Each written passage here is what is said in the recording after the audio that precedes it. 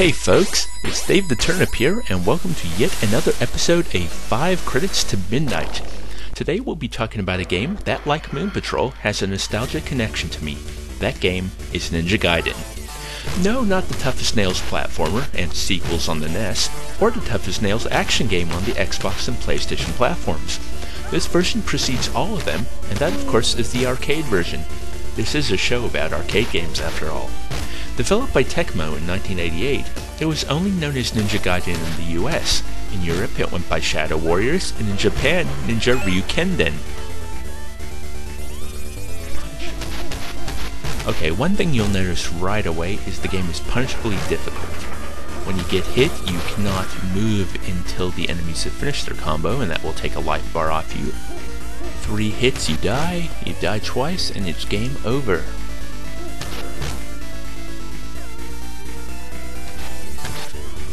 Luckily, there are a few shortcuts, like the cartwheel, which I use way too much of, but even that isn't foolproof, as you can see here.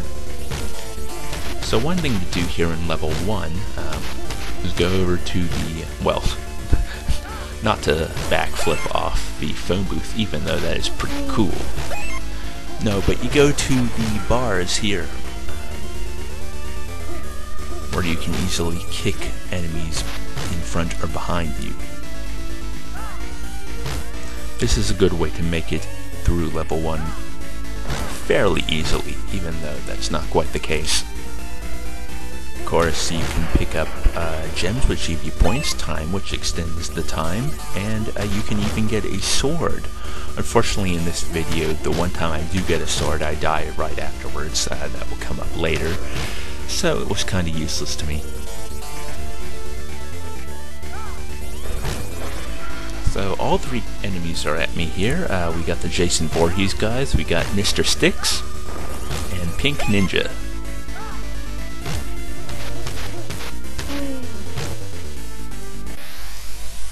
Oh, here's one thing that sucks. So you can continue, insert another coin, but what happens is that there are checkpoints through the level, so you don't just continue from where you died. You actually have to go through a bunch of enemies all over again.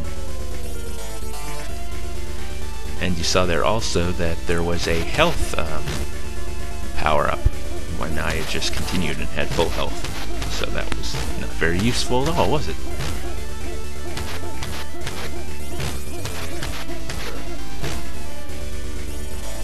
This bit is pretty fun because you can hang from the pipes and just kick anyone who comes in your way. Of course, there are these ninjas with the long scythe things that I don't know the name of. I'm sure I'll be corrected on that.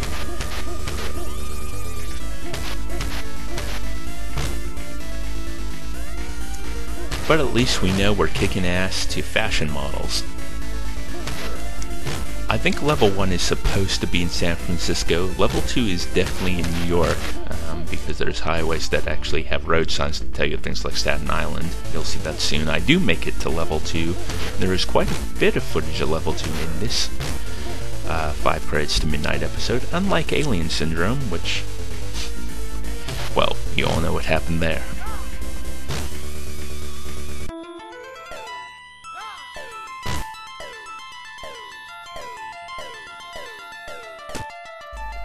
So now it's boss time.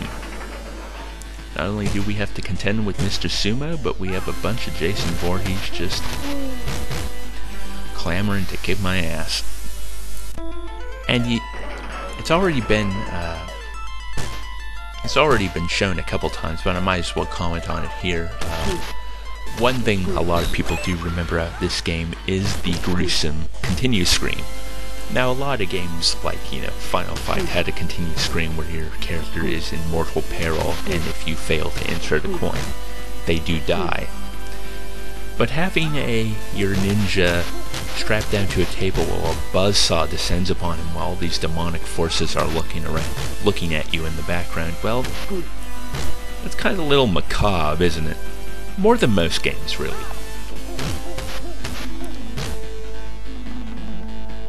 Damn his E-Honda hand slaps.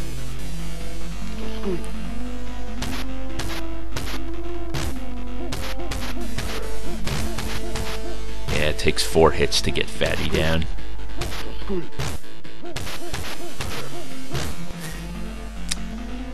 And we win! Hooray! Time for sushi.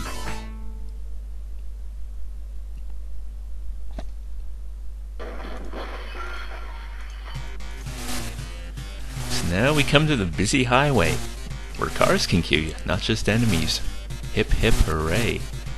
What you can do here though, if you're actually clever and not spastic like I was there, is you can flip in between the cars.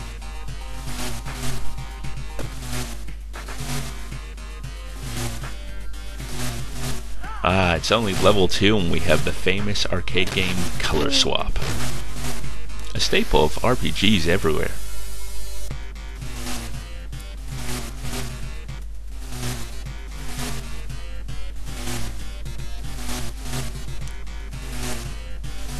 Oh, look at that.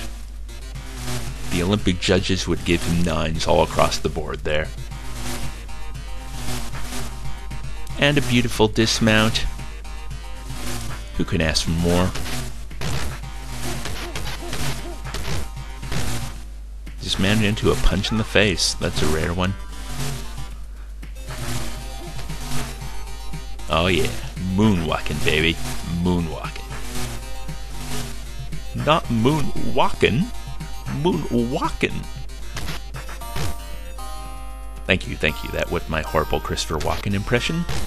As the series goes on, I might actually do more horrible impressions for your amusement. Oh, you're facing backwards. Does it matter? Well, it does because he hits traffic.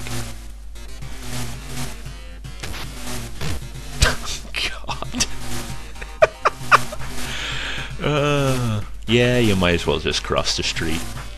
It's probably safer.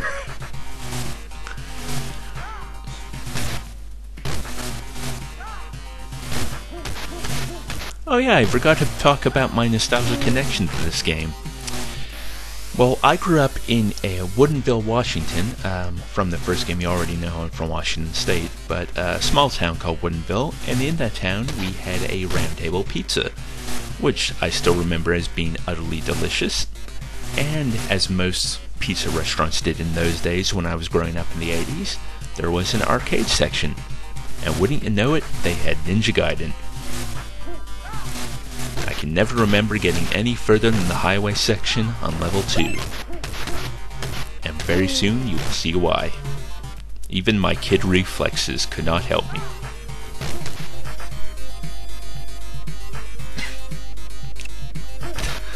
This is terrible. I'm like, oh, finally a post I can swing off. I can clear the enemies really quickly. But it doesn't work on motorcycle, guys. And that is actually why I cannot get any further in this game. These bloody motorcycle guys. So that was episode 3 of 5 Credits to Midnight. Again, I hope you enjoyed yourself. I certainly enjoy playing these games and recording this audio and putting it together for you every week. Got a lot of great episodes planned for the future. The list is growing, but if you have any games you'd like to add to that list, please let me know and I'll look into them and we'll see what happens. Please tell me what you think about the show in the comments, and I will see you next week. Goodbye, everyone.